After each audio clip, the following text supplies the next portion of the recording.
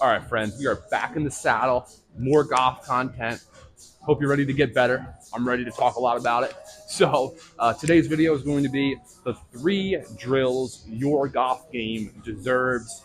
These 3 they're drill categories. These 3 drill categories comprise 90 to 95% of the drill work that I prescribe the clients I'm working with and how I would work to improve my own game, okay? Let's not waste any more time. Before I dive in, if you're enjoying the content, please do me a favor, like and subscribe. And if you have any suggestions for topics to cover in the future, feel free to drop them in the comments or shoot me a note separately. All right? So the first drill category is what I would call the ladder drill. I like to start most of my sessions with the ladder drill unless the client has a very specific way they want to warm up. If they leave it up to me, I get them started this way. So where we are here is on the TrackMan practice range, and I have queued up a 30-yard shot to a middle pin, very straightforward, right? I look at this ladder drill. Well, let me explain what the ladder drill is. We're going to start with short yardages and progressively work our way back as we are satisfied with shot quality. I sort of look at it as like the crawl, walk, run of golf performance, right? So if you're not able to hit a solid shot at the target from 30 yards, then I'm really not concerned about what you can do from 130 or 230 or whatever, right? I've said this in the past and I'll continue to say it. I believe the 2 core skills of good ball striking are hitting the sweet spot and directing the face square to the target, right? Sending that ball out towards our intended target. And it's much easier to do with the speed that you're going to hit a 30-yard shot versus the speed that you're going to use to hit a 130-yard shot, right? Things are just easier when they're smaller and slower. It's easier to square up and hit a solid 5-foot putt than a 300-yard drive, obviously. And this is sort of a 2 birds for 1 stone type of warm-up because I can't tell you how many really skilled golfers just tend to glaze over the distance wedge control portion of their game, right? You could be hitting beautiful full swing irons, beautiful full swing driver, but if you haven't practiced the touch, the difference between that 40-yard shot and that 80-yard shot, then you might just fly the green or leave it short or whatever. So it's very valuable shots for your scoring, and it's easier to build positive momentum with these small swings, right? Some days you're going to come in, grab that full swing 7-iron, and things go well. Great. On the days where it doesn't go as well, you're going to be able to calibrate so much easier with these short swings, right? So you just hop in there, you get set, you hit a couple decent wedges out at the hole. If you're satisfied with what you did, kind of tugged it, hit a little bit thin, but calibrate from the short distances, then work your way back progressively. And I just think you're going to experience a lot more quality shots in a shorter period of time as you warm up. And it's just going to lead to better sessions overall, I really believe. I've seen it happen time and time again. You can also customize this, right? So I have sometimes people that are hitting great irons and wedges, but they're struggling with driver. And driver almost always is practiced at full speed. But what we can do in a simulator is I can plop them 50 or 100 yards out from a green with a driver, and I say, okay, just hit some chip shot drives for me. And again, it gets a little bit easier to square the face up and hit it in the middle. And then we slowly pull them back, have them add distance until they're at full swing off the tee box again. All right, so ladder drills are category number 1. Time for category number 2. Okay, so we chatted about the ladder drill. Now it's time to chat about the next category. Before I do, though, the ladder drill, like I mentioned, great to warm up with. Also great to recalibrate. So if you're kind of in a good groove and then it falls apart on you a little bit, you can always go back to a shorter shot with a wedge or even the club you're holding, like I mentioned with driver. Build that quality back into the shot and then slowly add length and speed. Almost always one of the easiest things to do in a swing is to swing faster and harder. Not always easy to recapture that center contact or the face control, okay? So category number 2 is what I would call freezer drills. Very simple, very, very effective. Okay, what is a freezer drill? You're gonna just freeze or stop, pause at a specific strategic moment in the swing. I think the most classic freezer drill is I just kind of set up to the ball, go to the top of the backswing and stop, and then just go ahead and hit one out there. Stopping at the top of the backswing tugs it a little bit. Stopping at the top of the backswing allows me to double check on things I'm trying to get done in that position. Maybe I'm trying to make a bigger turn, higher hands, deeper hands, whatever the case may be, more sway, less sway. You can stop, check your quality, then go from there. Or maybe you want to start the downswing in a very specific way. If we're going to do things to the downswing, especially going from the top to maybe halfway down. What I love to integrate into these freezer drills is what I would call like a pump, right? So I can go to the top. What's a classic thing to work on?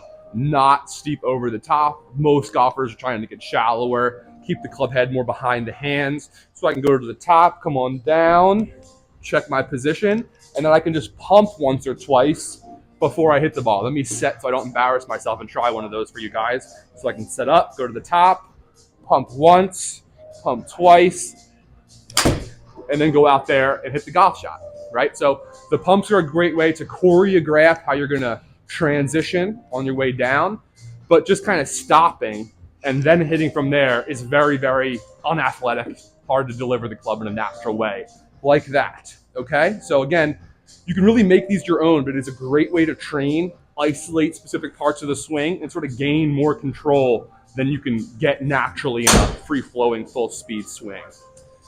You don't have to just go top of the backswing. We could also kind of do like some takeaway freezers. A lot of people maybe roll that face too open to the inside in the takeaway, so we can kind of set up, check there, go from there and hit it. You can even do a combo freezer, right, where you set up.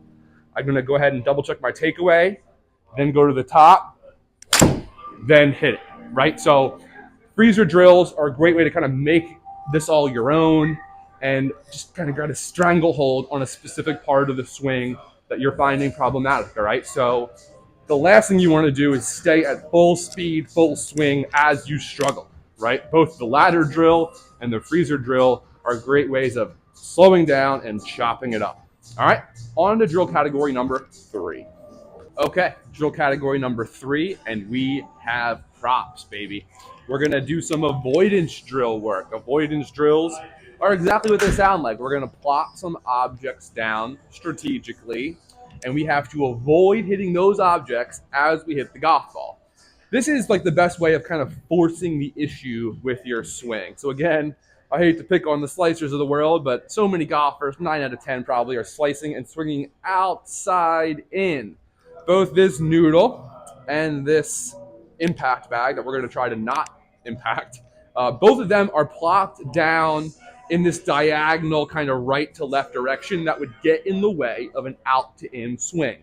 So this is going to force a more inside out, or at least a more neutral club path and delivery of the club into impact. Why is this so nice? Well, again, it's going to force the issue on us a little bit. Old habits die hard, but so many golfers are working on multiple things at the same time in their swing. And yes, we should prioritize what we think is most important and try our best to knock out one thing at a time. But especially a situation like club face and club path and how they work together, sometimes you need to address both simultaneously, and that's hard work. So the avoidance drills allow us to sort of put one of the two, club path in this situation, onto autopilot, and then you can devote more of your cognitive energy in the moment to face or something else, right?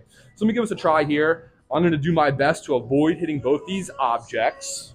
Ooh, that one came out really nice. And that should force the path more inside out. The swings I was making in the freezer drill work were more out to in. So boom, we've already seen a little bit of a difference made there, right?